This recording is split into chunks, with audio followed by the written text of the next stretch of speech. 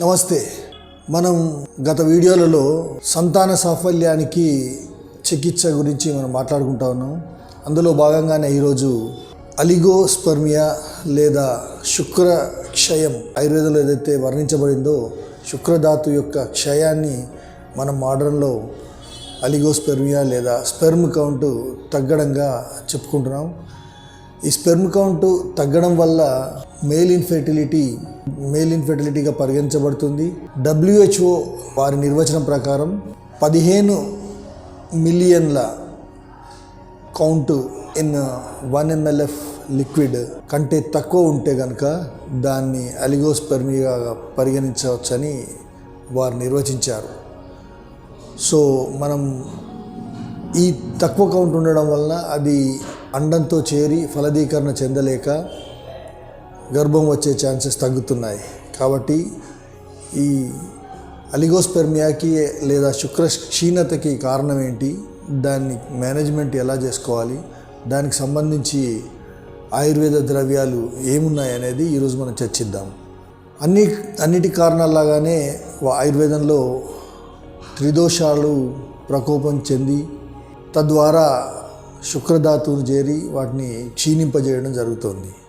దీనికి ముఖ్యంగా వారు వేగధారణ ఏదైతే ధరించకూడని వేగాలు ఉన్నాయో దానిలో శుక్ర వేగాన్ని కూడా ధరించకూడదని చెప్తారు ఆచార్యులు. దాన్ని శుక్రవేగం ఎప్పుడు కూడా ఆపకూడదు.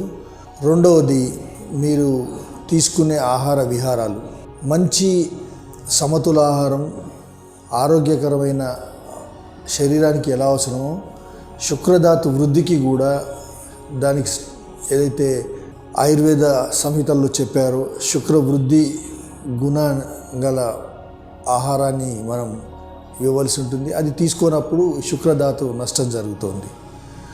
అట్లాగే లైఫ్ స్టైల్ చేంజెస్, ఇప్పుడు మనం ఉన్న ఆధునిక సమాజంలో ఆధునిక కాలంలో ఉన్న శారీరక మానసిక ఒత్తిళ్ళు కూడా శుక్రక్షయానికి కారణమవుతున్నాయి.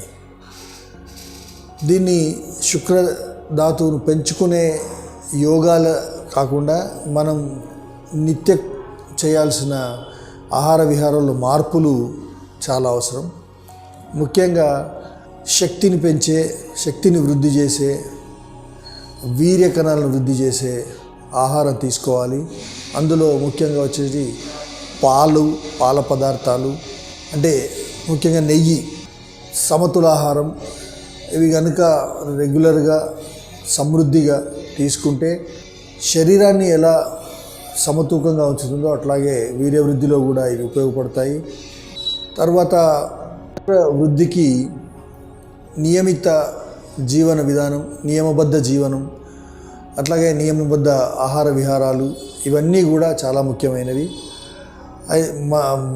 మన యోగాలకు వచ్చేటప్పటికీ ఆయుర్వేదం సింగిల్ డ్రగ్ వచ్చేటప్పటికి ముఖ్యంగా దీనిలో అశ్వగంధ, శతావరి, గుడూచి, వీటి యోగాలు, వీటికి సంబంధించిన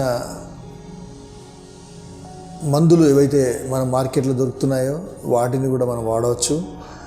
ఇవి శుక్రాన్ని పెంపొందించడం మాత్రమే కాకుండా శక్తిని, జనరలైజ్డ్ బాడీ ఎనర్జీతో పాటు ఆ కోరికని కూడా వృద్ధి చేస్తాయి. ఆ కోరిక వృద్ధి చేస్తే అది కూడా మానసికంగా సంతృప్తి ఉన్నప్పుడు శుక్రక్షయము చాలా తక్కువగా జరుగుతుంది. కాబట్టి మానసికంగా స్ట్రెస్ ఫ్రీగా ఉండవలసిన అవసరం కూడా దీనిలో చాలా ముఖ్యం. అట్లాగే ఆయుర్వేదంలో మనం అష్టాంగాల్లో చెప్పినప్పుడు వాజీకరణం గురించి చెప్పినాం, రసాయనం గురించి చెప్పినాం. ఈ రసాయన వాజీకరణ చికిత్సల్లో ఏవైతే ద్రవ్యాలు చెప్పారో రసాయన అంటే దీర్ఘకాల ఆరోగ్యంగా ఉండడానికి రసాయనిక ద్రవ్యాలు ఉపయోగపడతాయి.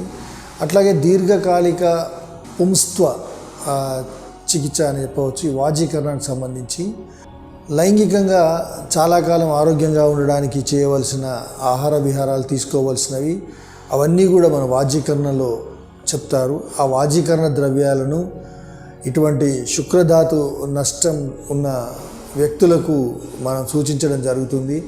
అంతేకాకుండా ఇక్కడ మా మైండ్ అండ్ బాడీ క్లినిక్లో ఇచ్చే స్పెషల్ ట్రీట్మెంటు మన శుక్రక్షయాన్ని దృష్టిలో పెట్టుకొని మేల్ ఇన్ఫెర్టిలిటీని దృష్టిలో పెట్టుకొని కొన్ని యోగాలు చేయడం జరిగింది. ఆ యోగాల ద్వారా కూడా మనం శుక్రధాతు అంటే స్పెర్మ్ కౌంట్ను శుక్రక్షయాన్ని నివారించి స్పెర్మ్ కౌంట్ పెంచే విధంగా చేసిన యోగాలు మేము ఇస్తున్నాం. దాని ద్వారా ఎవరైతే మేల్ ఇన్ఫెర్టిలిటీకి లోనయ్యి సంతాన సాఫల్యం లేక బాధపడుతున్నారో వారికి సంతానం కూడా అయ్యి వారు చాలా సంతోషంగా ఉన్న పేషెంట్లు మన దగ్గర ఉన్నారు.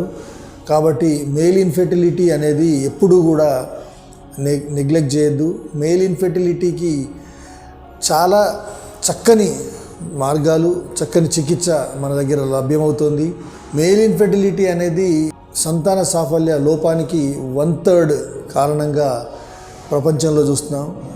ఎందుకంటే మన భారతీయ సమాజంలో ఇన్ఫెర్టిలిటీ పిల్లలు కావట్లేదు అంటే కేవలం ఒక స్త్రీ యొక్క లోపంగానే భావించే సమాజం మన దగ్గర ఉంది. ఇప్పటికీ ఇంకా ఇద్దరూ వెళ్ళి టెస్టులు చేసుకోమంటే మగవాడికి ఇప్పటికీ కూడా పురుష అహంకారం ఆ స్పెర్మ్ కౌంటు సెమెన్ అనాలిసిస్కు ఇవ్వడానికి మొహమాటమో ఇబ్బందో పడితే మనం కన్విన్స్ చేయవచ్చు. కానీ నేను బాగానే ఉన్నా, నాకేం లేదు, నాకేం సమస్య లేదు, అంతా ఆమె దగ్గరే ఉంది అనే అహంకారంతో వాళ్ళు సంతానానికి దూరం అవుతూ ఉన్నారు. ఇట్లాంటి వాళ్ళు ఆ యాటిట్యూడ్ మార్చుకొని కనుక మేల్ ఇన్ఫెర్టిలిటీ నేను గురైన దానికి అనేది తెలుసుకోగలిగితే ఆ స్పెర్మ్ అనాలిసిస్కి తయారై ఆ స్పెర్మ్ కౌంట్ అనాలిసిస్ ఇస్తే కనుక దాంట్లో మనం అలిగోస్పెర్మియాని శుక్రధాతు క్షయాన్ని గుర్తిస్తే అట్లాంటి వాళ్లకు మనం చక్కని చికిత్స చేసి వారిని సంతానవతులుగా చేయడం జరుగుతోంది. Thank you.